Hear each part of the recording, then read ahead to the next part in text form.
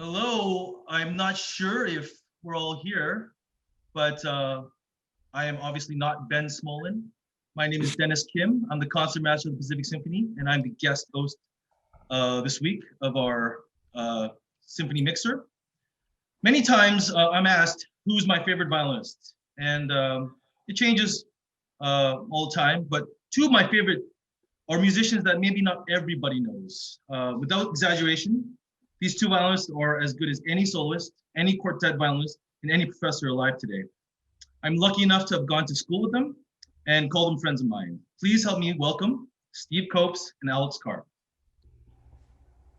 Hey. Hello. I'm not sure if we're just talking the three of us, but I'm assuming that people will be joining us slowly. First of all, can you just briefly introduce yourselves, what you guys are doing these days? Steve, please.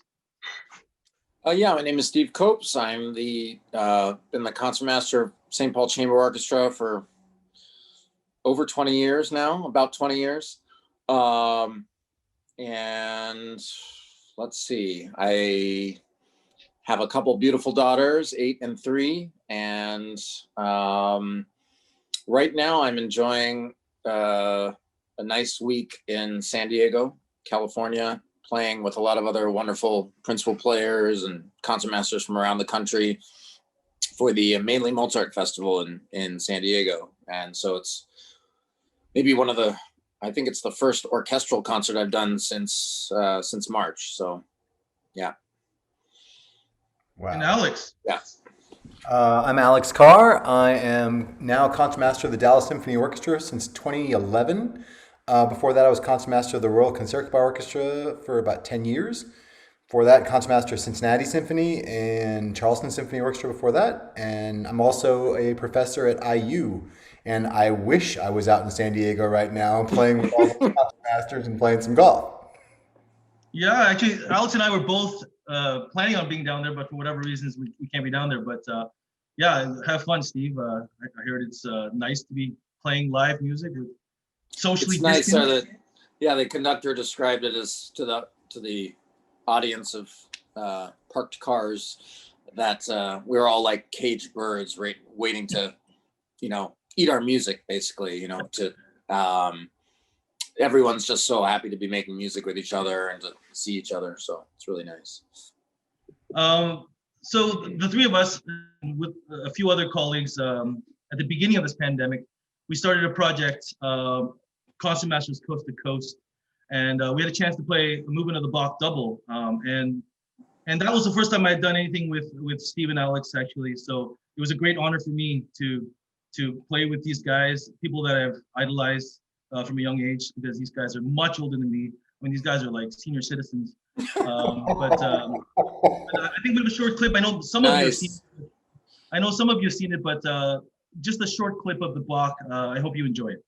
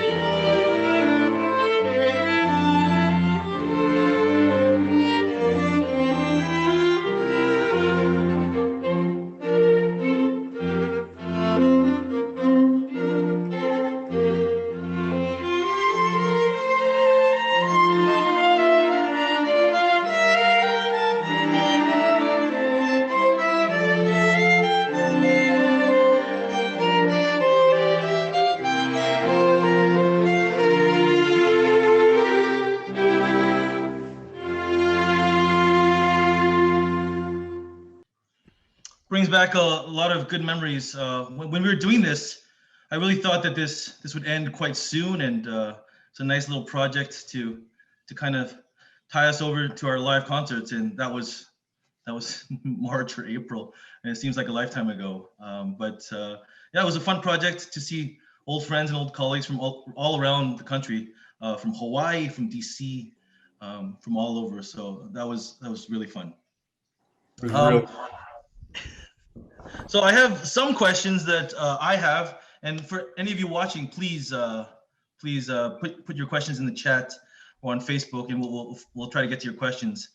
So this is gonna be a little bit lighter conversation. I hope you don't mind. But to both of you, with no names and no specifics, name a situation where you absolutely earned your paycheck as concertmaster. You go ahead, Alex. Yeah, don't get fired. okay.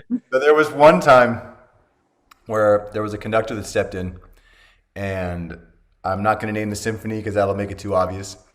But the conductor stepped in. The rehearsals were, needless to say, not great. But then in the concert, it was much worse, where the conductor just basically froze and just was so stiff. The person could, it looked like the Tin Man. And it was kind of crazy.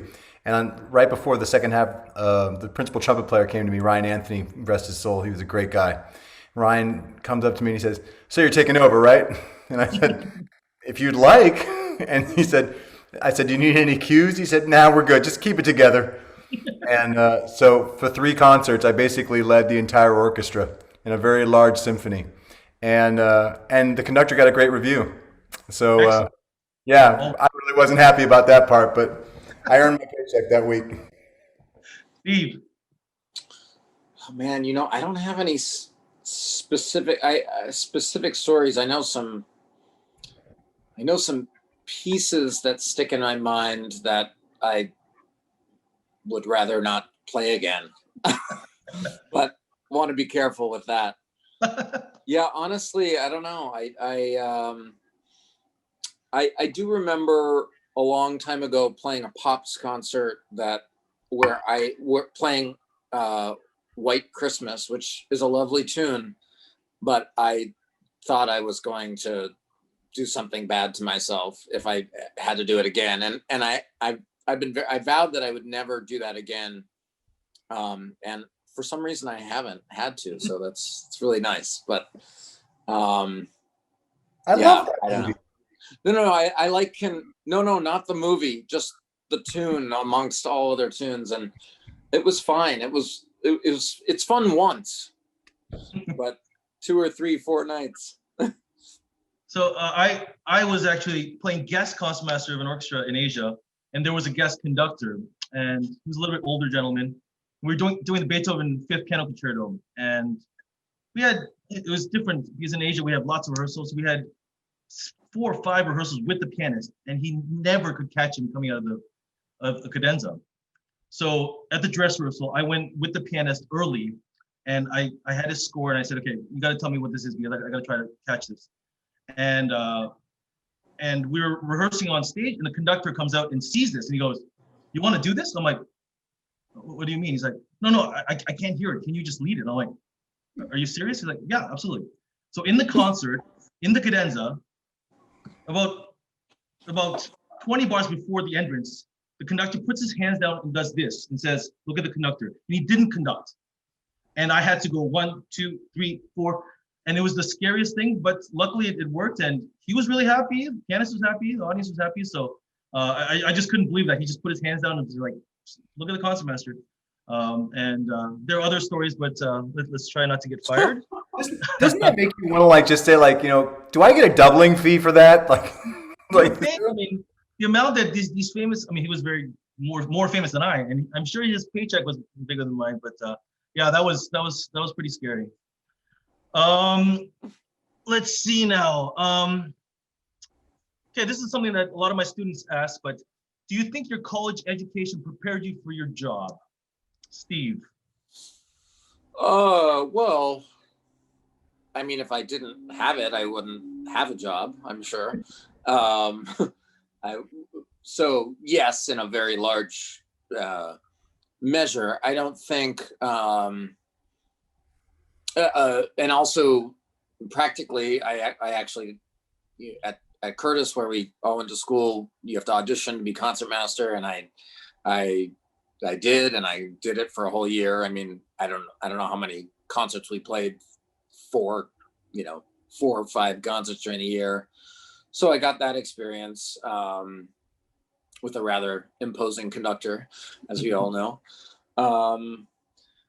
As far as like real, I think nowadays there's a lot more like kind of real world instruction. I think when we were going to school, it was like, learn your violin, learn the music, learn how to play, the rest will fall into place. And I think in a lot of respects that's true, but in retrospect, could have used some advice from the people that we're actually doing what we're doing. One funny story is, you all remember Norman Carroll, who was the concertmaster of the Philly Orchestra, and he used to come in usually probably after a double rehearsal with the Philly Orchestra and come in and lead string sectionals for 2 hours from, I believe it was like 4:30 to 6:30 or 4:30 to 6 or whatever, before we had to play with some famous conductor who was coming in to do something.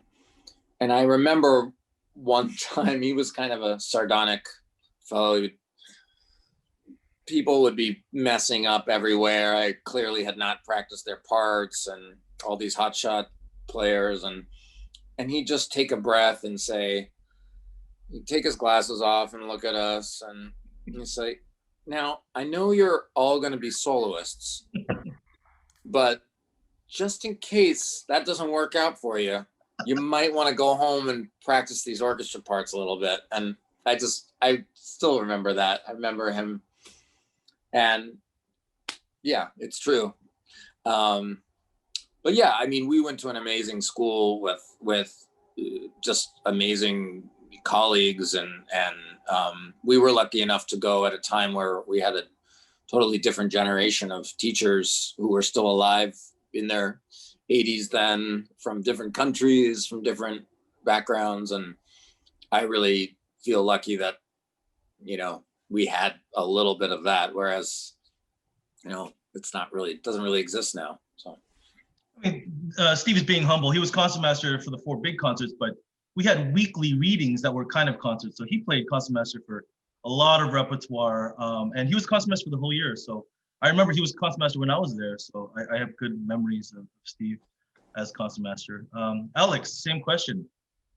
Yes and no. I agree with Steve. I think that, like, certainly, studying with Roseanne, he's definitely set a level. The bar, he set the bar on what you had to reach as a violinist. And I think that also our colleagues around us, I mean, all of us, I remember just like going to orchestra rehearsal for the first time and just thinking, oh my God. Like, remember that first rehearsal playing like Franck's Symphony. And I just remember thinking, whoa. And then hearing Don Juan. Like, have you ever heard Don Juan played in a section like that? Never. And I just thought, just being around colleagues like that was just inspiring. But did it really prepare me for the real world? No, not at all. I mean, Mueller prepared us to listen to music. He prepared us to to understand the music really well. I would say somebody like Felix Galimir taught us how to listen, how to be present, how to treat chamber music as the incredibly experience that it was, and then maybe to translate chamber music to the bigger level. This orchestra is just one large chamber music group. So in that sense, those colleagues helped us to expand our knowledge in that way. But real life experience, not really. No. I remember something Mr. Mueller said is like, this orchestra might be the best orchestra you ever play in. And a lot of times I feel that not only the skill level, but the passion and the desire was something very special at Curtis. I just to top that off is that as one of the things about Curtis at that time was that I felt so we all felt kind of shielded from the outside world. I think that was part of the intention, but I went to study in New York for 2 years afterwards, and as a lot of Curtis kids know that went to Juilliard, you felt like you were thrown into like just a totally different environment. The city you were living in, number one, and then but just the whole, ethos of the school. Not to knock Juilliard, but it very different. And kind of like, where's my mommy? Where are all these? Where's Mr. the Graffman? building? Where's the small? Where are all my friends? And I think that, I think they're probably doing a lot more of that at the school. As you heard, Alex Carr was the concertmaster of the Concertmaster Orchestra in Amsterdam. This is one of the best orchestras in the world. And as an American or North American, anyways, I was so proud that an American got the concertmaster job in Concertmaster, and he was there many years. And the next clip we have is just a short clip of Alex playing Ein Heldenleben with the Concertmaster Orchestra with Merciansens.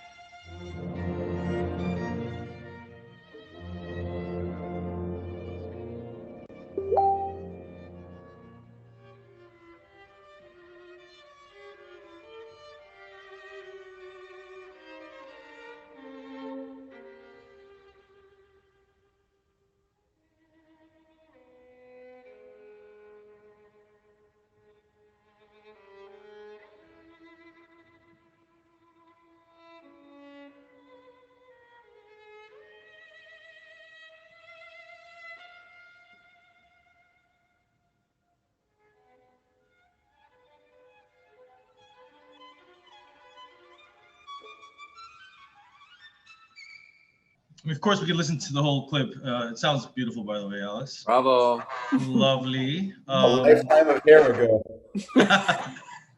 Actually, that was the first piece after I was hired here. That was the first piece that I played with Carl Sinclair. It's actually one of the questions here in the chat. Have either of you played under the direction of Maestro Carl Sinclair? I have. I know And Carl. And Carl actually comes to IU quite often. Right. And the kids adore him. Adore him. No, I mean he works here with USC, and he actually does a lot of outreach to help students at Chapman and all over this area. So no, he's amazing with kids, and yeah, we're lucky to have him. Steve, you have not had a chance. I'll tell you what. No, I haven't, but I definitely remember his name growing up in LA. So. So one other question that we had here, and this goes back to your little thing about how you weren't ready for school, how school didn't prepare you for real life orchestra playing. Is there anything you did as a rookie or as a inexperienced concertmaster that you would never do again, or that you're kind of embarrassed to talk about? Steve. Oh, so many things. I mean, yeah, I would say they all fall under the general headline of trying a little too hard. Right. Maybe like trying to please everyone at the same time, which ends up pleasing no one at the same time.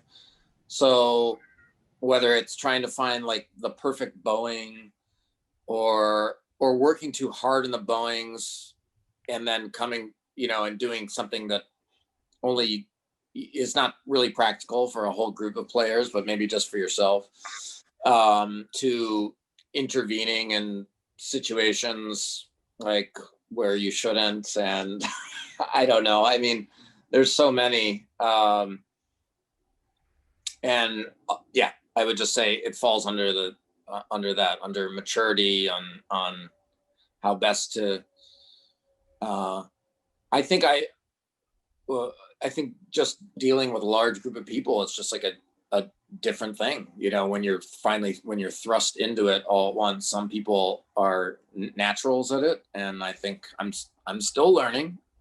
But yeah, a lot of mistakes in the beginning. And how old were you when you were first concertmaster of Colorado?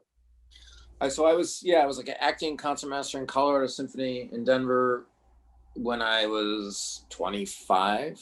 And incidentally, I mentioned to you before we started this that, Alex is one of these people who's been so kind throughout our whole careers. And, some conductor is asking him about concertmasters or fiddle players, he put in a good word. And that was one of those jobs that happened actually because of Alex, partly because of Alex. So You were easy to recommend. Yeah, you guys can get a room later, but Alex, how old were you when you got the Charleston concertmaster job? Charleston I was 23, and I was just after my 23rd birthday, and I went to Amsterdam when I was 26. So it was. And, yeah, the same question to you. If you have any fun stories of when you were a rookie. Oh, I did plenty of stupid things, but I think my worst mistake as a youngster was when I was in Amsterdam, and at this point, Janssens had just started, and I'd been one of the people that brought him there, and Maris had this idea that he wanted the entire section to rotate. And it had never been a rotating section in 100 years. He had a bee in his bonnet about it, and he really wanted me to do something about it. And I stepped into it, and what an idiot I was. I just thought, oh, sure, I can do that. And I can't tell you how many people I upset. And I thought, anytime after that, I thought, Alex, before you ever step into something like that again, you're going to take one step back and think before you involve yourself in any mess like that. And ever since, and it's really funny, I think you guys probably feel the same because you guys have guest concertmaster in different places. What I found about different orchestras is that everybody's the same, just in different bodies. You have the same personalities in just different bodies. And I remember like coming to Dallas for the first time and meeting the same personalities that I met in Amsterdam, and the same problems that I was asked to intervene. And I just but this time I was smart, and I said, no, I'm going to keep out of these things. Right.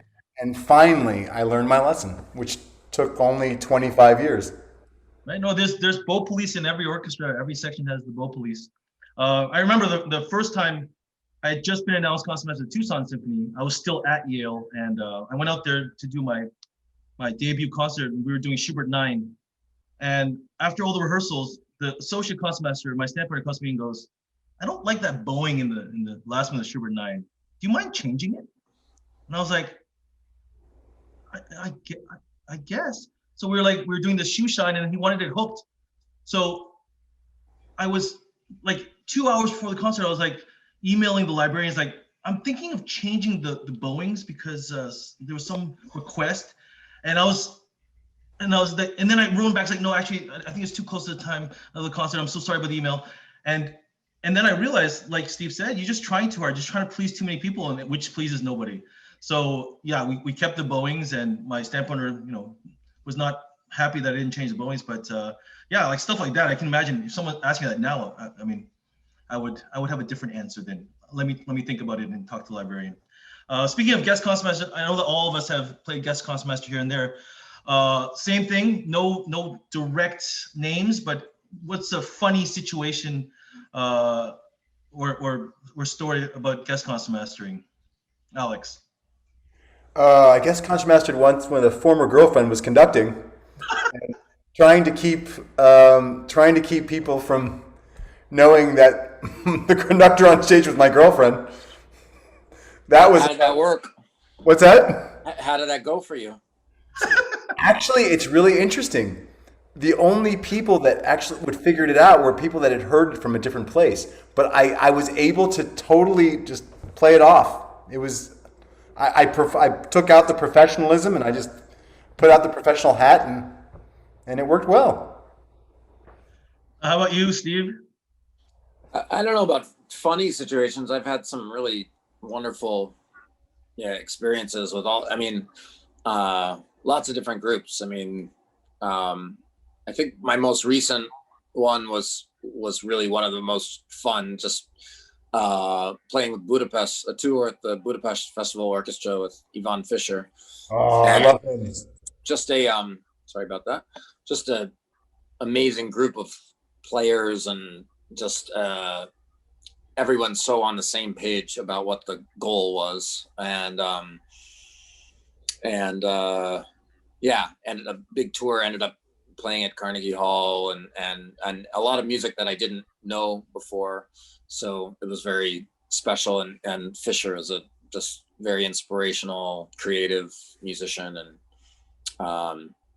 got to do tons of Hungarian music I didn't know, and learn a little Hungarian, and watch the players from the orchestra play,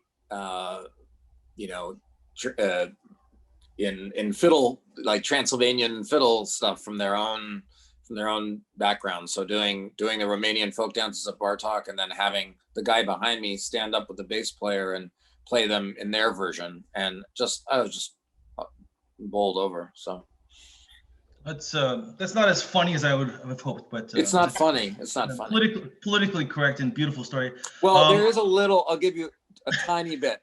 The timpani player of that orchestra is very, very funny fellow, and before they have a very improvisatory nature there. They might, like have a little of this, a little of that. Well, the timpani player Roland, he brought it's basically the Hungarian equivalent of a bagpipe, and he had taught himself kind of how to play, and he decided, I'm going to try this out. Will you guys let me do that? And he tried it out at the dress rehearsal at Carnegie to like interject in something, and his bagpipe was not working. It was like squeaking, and everyone was just laughing on stage, and basically they all cut it, but that was fun. When I was concertmaster in Finland, I would often guest concertmaster of an orchestra in France that's I will not name specifically, but they invited me to play concertmaster for Scheherazade, and again there was a guest conductor also. And the first rehearsal, it was okay, but there was just a lot of talking. There was just a lot of noise. It was chaotic. I mean, there's no discipline, and so I went at the break to go talk to the general manager and the conductor, and I said, I feel horrible because maybe it's because I don't speak French, or I'm a guest, but I don't know what to do. But there's just so much talking. And he said, "What are you talking about? This is the quietest they've ever been. The fact that you're guests, I mean, they respect you so much, and that's why they're so quiet. I mean, this is the quietest I've ever heard them." So every orchestra is a little bit different. It's totally different than than in Asia, of course, but even in America, because we have such short rehearsal times. But there's lots of rehearsal time. I remember, I speak a little French because I studied French growing up in Canada, but people talking about where they're going to go to lunch, what they did, but like across the room, like the back of the second violins would talk to the third trombonist about, what they're going to have for lunch. It's just crazy stuff. But yeah, it all comes together, and the concert went fine. And yeah, there's lots of fun stories like that. The next clip we're going to hear is something that I listen to actually quite often. I'm not ashamed to say it. One of the solos that is on a lot of auditions is this Strauss Bourgeois de Gentilhomme, and I actually had a chance to play it in a small chamber orchestra in Sweden when I got the job there. But something online that hopefully all of you guys can watch the whole clip is Steve Copes as guest or concertmaster or guest concertmaster of the Chamber Orchestra of Europe playing this little small clip. It's amazing. I hope you enjoy it. It's just a few minutes, but something that's incredible.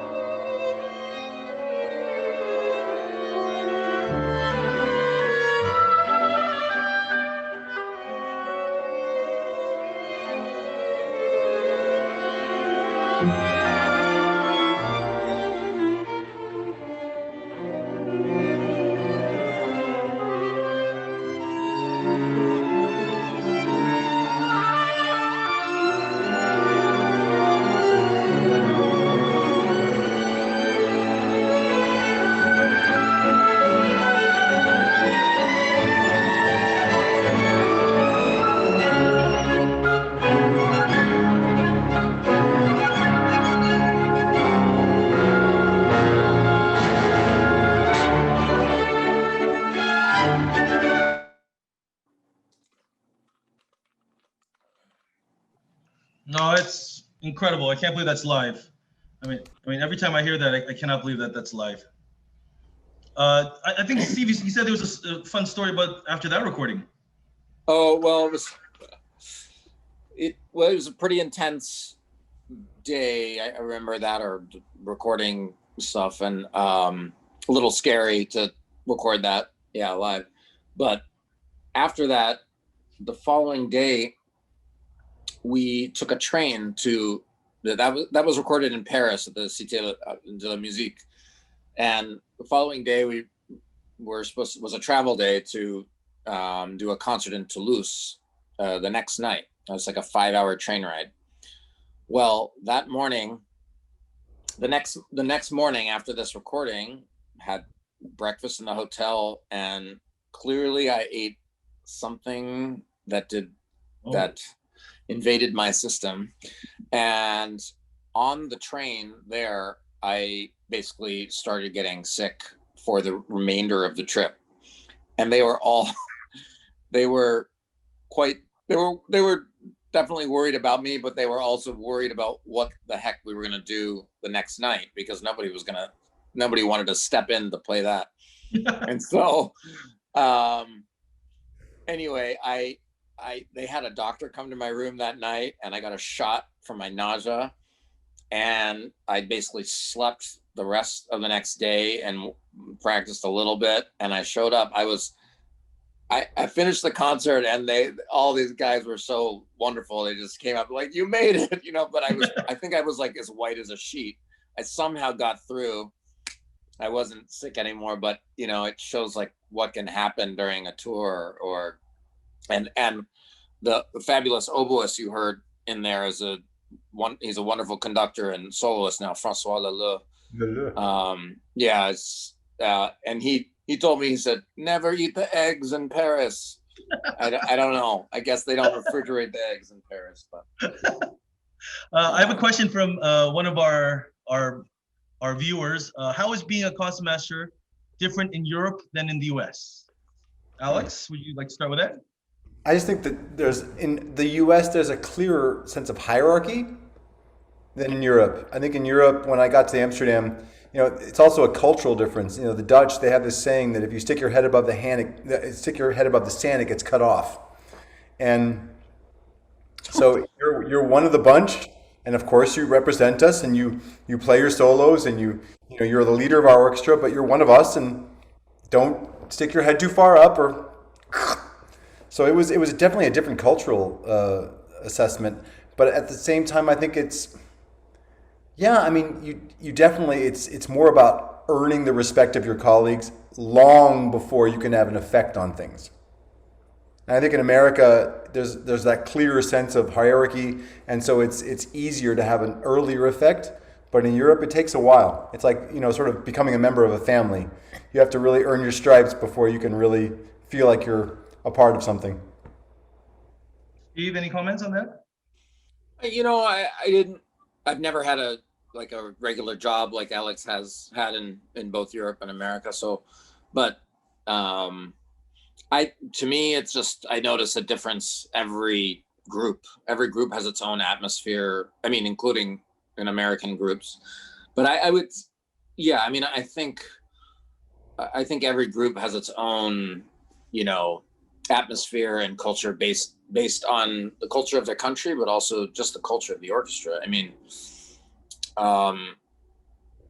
like Chamber Orchestra of Europe, it always felt very comfortable from the perspective of how they like to make music, and you don't always get that. I mean, for me, I like to go and do the guest concertmaster stuff. It's very fun, but if I don't see other people enjoying themselves or being very into the music, it's not that special for me. And so when you do get to an orchestra like that, it's really special. Like when you go to a COE or a Concertgebouw or Budapest, it's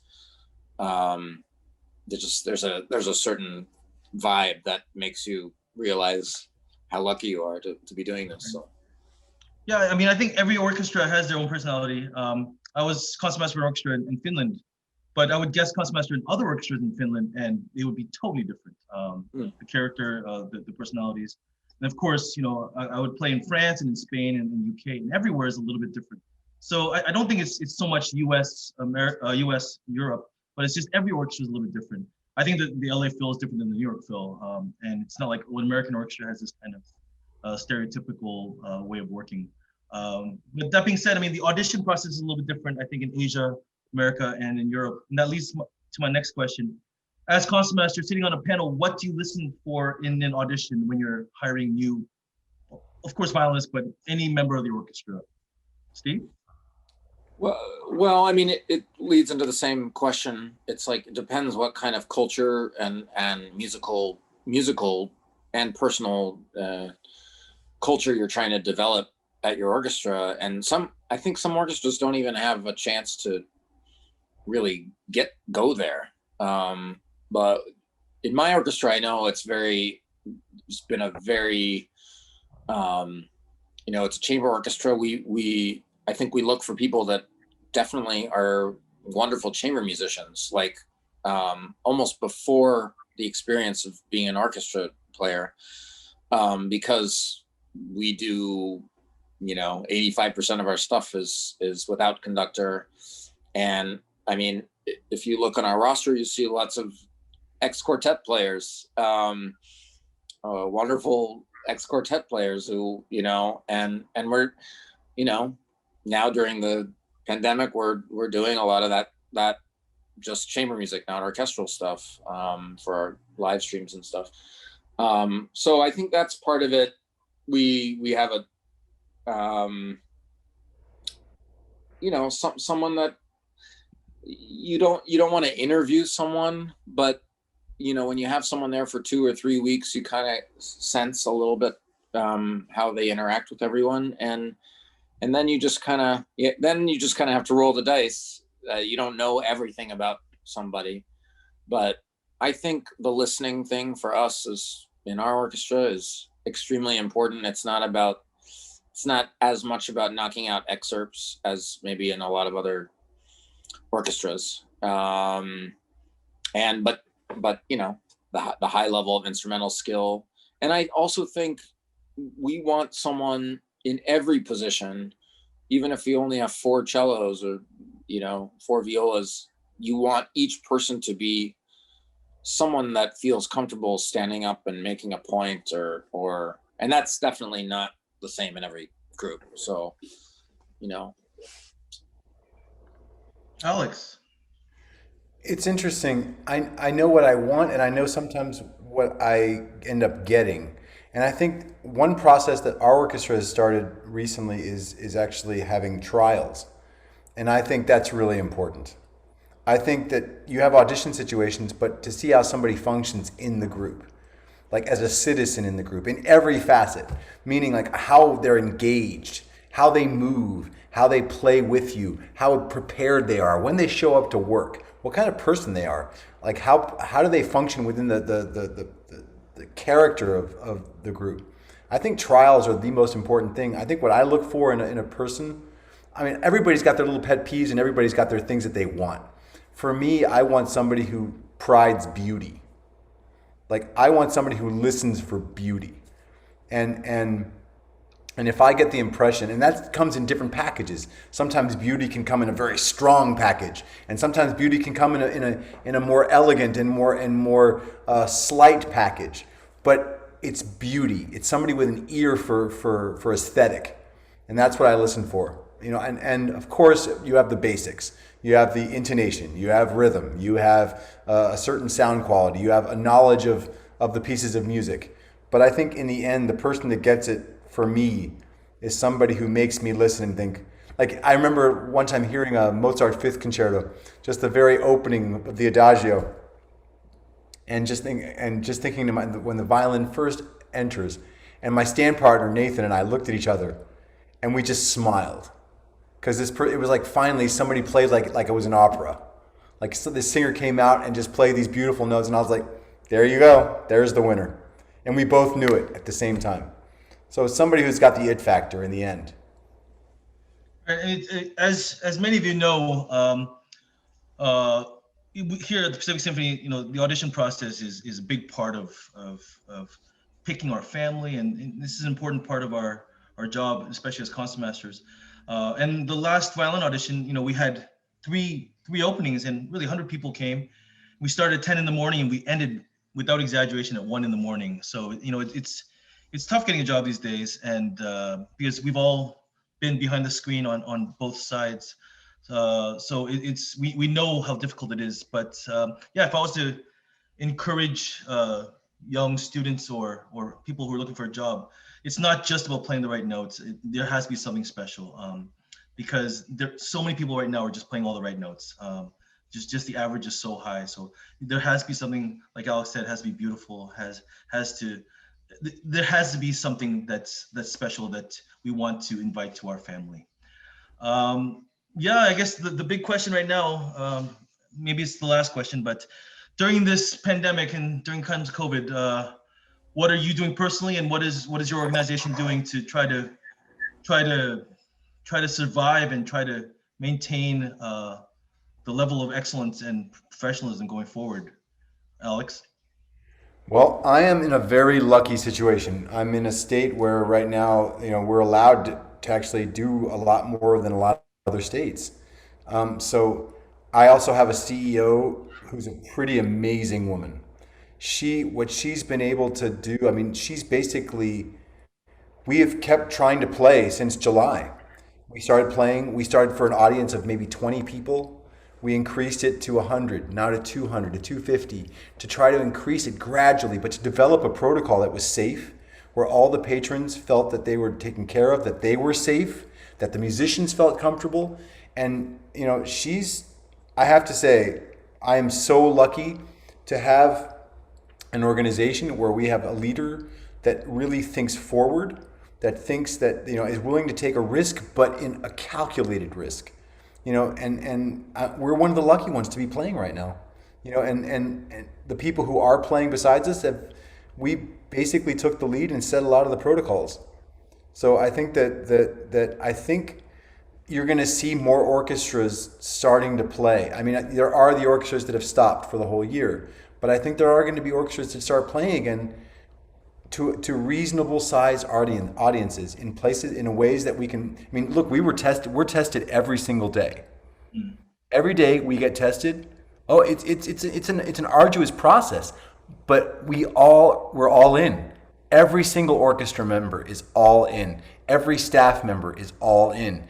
Why? Because we have to be. Right now we have to be. There's no other choice. And so I've never seen an organization so galvanized at one time, where administration and orchestra are just like this. It's really special right now. Oh, it's amazing seeing stuff online and seeing your Facebook stuff, because yeah, as you can imagine, everyone's jealous that you're playing. Everyone wants to be playing, and we just gotta find the right balance, like you say. No, we are. I mean, we're so lucky. I feel, every time I see an article about like Boston or LA or San Francisco or New York or the Met or all these orchestras, I just think, oh my God, like it kills me. It just kills me. Right. Yeah. Up there. Well, I was just gonna say, and being here with people from the Met, the San Francisco Symphony, Philly Orchestra, New York Phil, Indianapolis Symphony, a lot of different orchestras, just chatting with people, but everyone has a totally different situation. And it's in some cases it's heartbreaking to hear them, because I understand how difficult that is. Our orchestra has gone through lockouts and different things like that, and they're very difficult. But I am, at the SPCO, we're similarly really lucky to be in the situation we're in now, and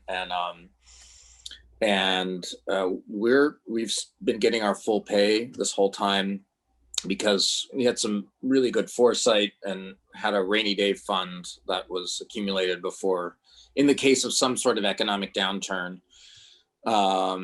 And I don't think anyone predicted something like this, but we had that there as a buffer, and it's saved us. And then we added even more to it with some government assistance. So, and we had the infrastructure with some HD video cameras that they purchased for our new hall. Our former executive director Bruce Kopic kind of made some trips to the Berlin Phil to see what they were doing, and was determined to get these video cameras in the hall. And now we have this all set up, and we have a big audio media department, and that's all full tilt now. We're doing live streams every 2 weeks. Oh. No orchestral music. Our staff went through a pretty rigorous, similarly, kind of went through a whole testing and protocol and talking to medical professionals, and there's some big ones in Minnesota where we are. And we have to get tested every Friday before a Tuesday rehearsal. We have to, send in a little questionnaire before we enter the building every day, whether we have any symptoms. And I think our management is being very careful that we're all mostly very safe. But we haven't played for audience members yet. We don't quite feel safe yet. And my most favorite thing that I did this summer was I had a little outdoor concert on my porch and did some Mozart divertimenti with 2 horns, an oboe, and a string quintet. And my neighborhood, it was just, had been months since doing anything, and we were spread out, but it's can't do that in Minnesota right now. Just snowed 7 inches last night. So, but yeah, I mean, I think it's going to be a long haul back, and we just have to get anything out there that we can, and make sure everyone's safe. But I don't know. It's a difficult time for everyone. Now, similarly, just last few weeks ago, I invited a few colleagues in my family to just play for just some neighbors just right in front of our house, and really just to play Kleinach music and light stuff. It was such a thrill to play live music with my colleagues. And as many of you Pacific Symphony family know, yeah, we're trying. We have things lined up. I think musicians and management, we're all ready. We're just trying to wait till everything's safe, and we need to be careful. But I'm grateful that our organization hasn't given up and just said, okay, we'll just cancel until June. So I'm grateful for that, and I'm sure everyone's working to get us back on stage in whatever fashion. So yeah, I'm jealous of you, Alex, and my colleagues in Europe and in Asia who started up some concerts even for live audience. This summer I was actually in Korea, and it was fine. And then a week before my concert, it was a slight spike. They had like 300 cases a day, so they shut everything down. And now it's of course fine again. But yeah, just to see the need for live music everywhere is something that I know is important to so many people. So hopefully, yeah, these Zoom sessions will turn into live concerts soon, and I hope that's sooner rather than later. I think we're almost about time's up, but I really would like to thank our 2 guests, Steve and Alex. For me, it's been a real pleasure to talk to you guys and to reminisce and to hear you guys, of course. But please be safe, and So good to see you. yeah, when you guys when this is all over, I hope you guys come to Southern California and Orange County and perform. It'd be great for our audience to see you guys. I remember, Steve, you told me that you're gonna come down to Beethoven Concerto, and I was waiting for that. And Alex, I know you travel a lot, so Another time. Hopefully we can do the Bach double here in person. That'd be great. So we can do that. We can do that. But it has really been an honor for me to talk to you guys, and thank you for taking some time. And I know all the Pacific Symphony family who are watching, they're grateful for your time. And yes, I hope to see you in person soon. Can't wait. Thanks so much, Dennis. See you, Alex. Take care. Good to see you guys. Take care. Take care.